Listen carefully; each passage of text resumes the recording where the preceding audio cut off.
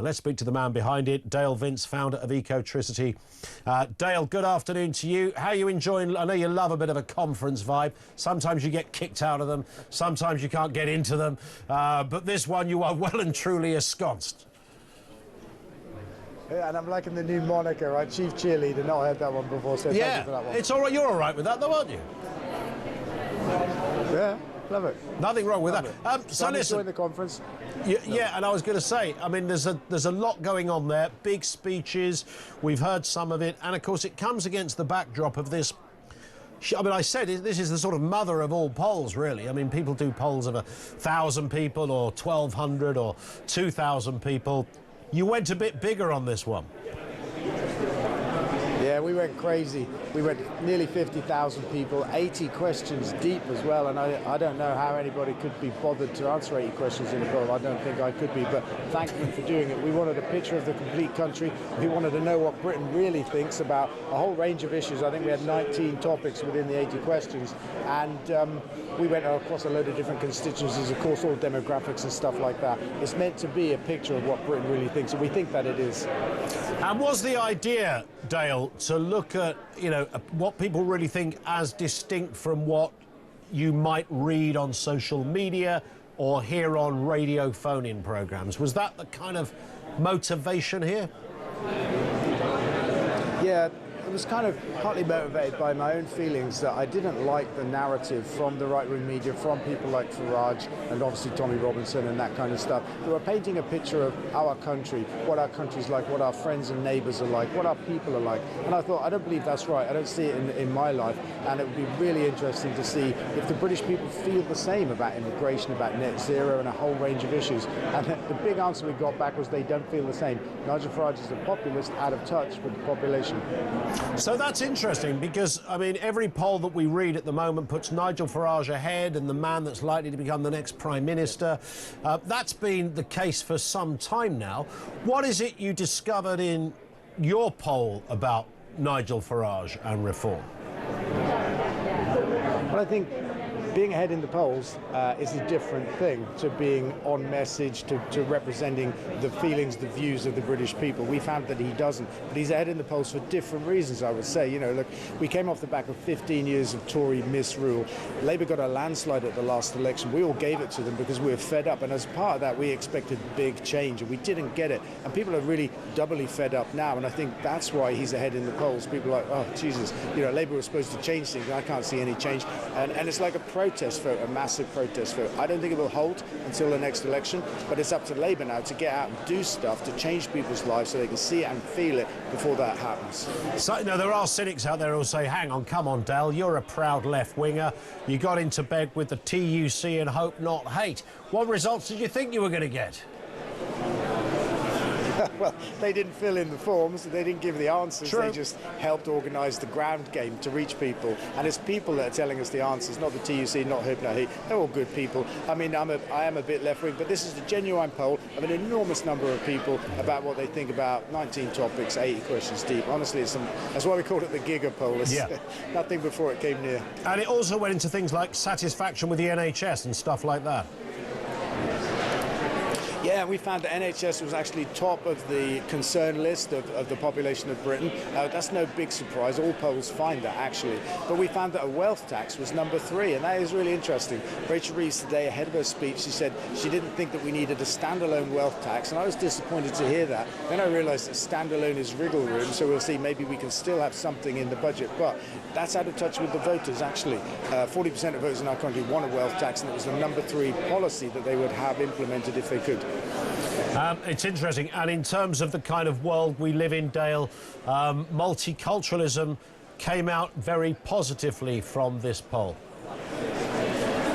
Yeah, it did. So the picture being painted is, you know, we're intolerant people, we're overrun with immigrants, we think badly of foreigners and people that don't speak our language and all of that kind of stuff. The picture that comes out from the poll is quite the opposite. People like to be in a multicultural country. They do feel secure in their homes and in their neighbourhoods and stuff like that. We understand that immigration has benefits. We just want to see it controlled. And I think that's all very understandable. I called you the net zero. Well, in fact, Finn, our producer, wrote that line, which I thought was quite tasty. The net zero chief cheerleader. the poll did get into... Oh, was it Damien that wrote it? Sorry, Damien, one of our other producers. I apologise. In terms of that area, your poll did look at people's response to environmental issues too. Yeah, I just got the last part of that, so I think I know where you're coming from. 51% of people polled said that net zero was important to hit. It was important for them, their families, the children and children's children, and that kind of stuff. So they got it. We have to hit net zero. 49% of people said, but we're worried we can afford it. And that's really understandable as well, because the recent narrative from the right-wing media in particular is that we can't afford net zero, and that's a false narrative. It's not true. We can't afford not to have. It's cheaper to have green energy than fossil fuels. They painted a different picture. What that poll shows is the cut-through of the right-wing narrative, the impact on people's opinions, because it's brand new that people now think we can't afford net zero. I say brand new, 6, 12 months, something like that. My old nan would have said, drill, baby, drill, Dale. Your old nan would have said a lot of things, right? I don't think she'd have said that. So nothing in the poll to suggest that the kind of more Reform UK way of dealing with our energy crisis is to get real and start looking at oil, the North Sea and other areas. But the thing about the North Sea that not enough people know is that it's been in decline since 1999. Production has been in decline for 25 years. It's nearly empty. There's 10% left of what we originally had back in the 70s, so we can't get energy security from it. We let global markets set the price of it, so we can't even use it to bring our bills down. It's got nothing for us. There's about 150,000 jobs in the sector now, and what I say is that we should protect those jobs with something called a contract for difference, which we use in green energy to support new projects. Use it in the North Sea, keep the jobs, keep the industry for the last 10 years of its life to see it out in a kind of sensible, grown-up way. And these are the facts that you won't hear from Reform. And in terms of the conference itself, you are a Labour man, Dale. You're a big donor of the party. What are you looking forward to most, or have you already seen it? And I'm not talking about the hospitality. I was going to say, I'm off for a beer after this. I have to say I'm looking forward to that. But look, it's fun here. There's a great vibe. There's all kinds of people with all kinds of issues, you know, their own campaigns and stuff like that. I really love being here. I heard Rachel Reeves' speech today. There was really, I would say, not much in it. I think that'll all come from the budget in November. There's some talk about some kind of hit squad for COVID-era corruption. There's about £100 billion of money that we need to chase.